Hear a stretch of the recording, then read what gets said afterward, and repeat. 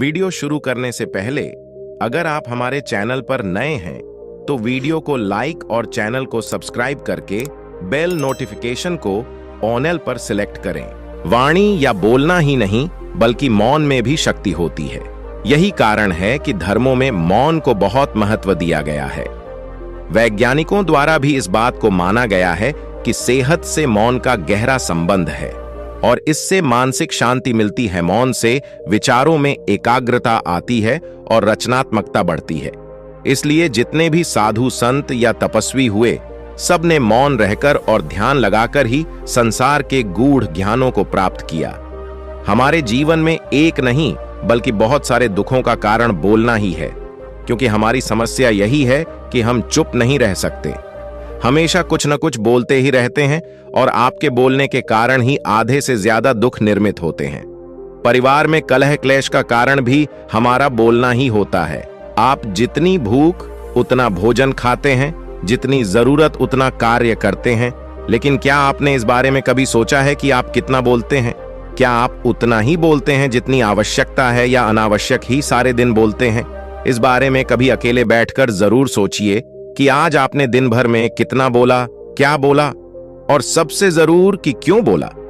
इनमें से कितनी बातें जरूरी थीं और कितनी अनावश्यक। मनुष्य की प्रवृत्ति ऐसी है कि वह अपने मन में चल रही बातों को दूसरों को सुनाना चाहता है और दूसरा भी आपके साथ ठीक वही काम करता है।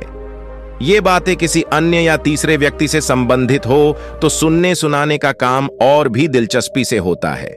आप फिर जब कभी भी बैठते हैं तो इन्हीं बातों को फिर से दोहराया जाएगा और फिर से इन्हीं बातों पर विचार करेंगे। यह सुनने सुनाने का माहौल जीवन भर चलता रहता है और इस तरह से आप खो देते हैं अपना समय, अपना जीवन, अपनी सोच समझ और वो कीमती पल जिसमें जिया जा सकता है और जिसमें आनंद प्राप्त किया जा सकता है। इसलिए इस सुनने सुनाने के माहौल से बाहर निकलें। जब तक हम बाहर की ओर बोलते रहेंगे, हमारे भीतर अशांति रहेगी। जिस दिन हम मन से चुप हो जाएंगे तो तब बाहर हमारे मुख से कुछ भी निकले, हम शांत ही रहेंगे। दुनिया में जितनी बुराइयां हैं, परिवार में क्लेश है, पति पत्नी में विवाद है, सब बोलने के कारण ही होते हैं। हम चुप रहना नहीं चाहते हैं, हमेशा सुना देना चाहते हैं, लेकिन व्यर्थ का बोलना ऊर्जा का नष्ट होना है। इसलिए जितने भी बुद्धत्व साधु और संत हुए वे एकांत की ओर गए, क्योंकि उन्हें अधिक बोलना न पड़े और अधिक सुनना न पड़े। महावीर ने 12 वर्ष और महात्मा बुद्ध ने 10 वर्ष मौन रहने के बाद ज्ञान प्राप्त किया। महर्षि रमण और चाणक्य भी मौन के उपासक थे।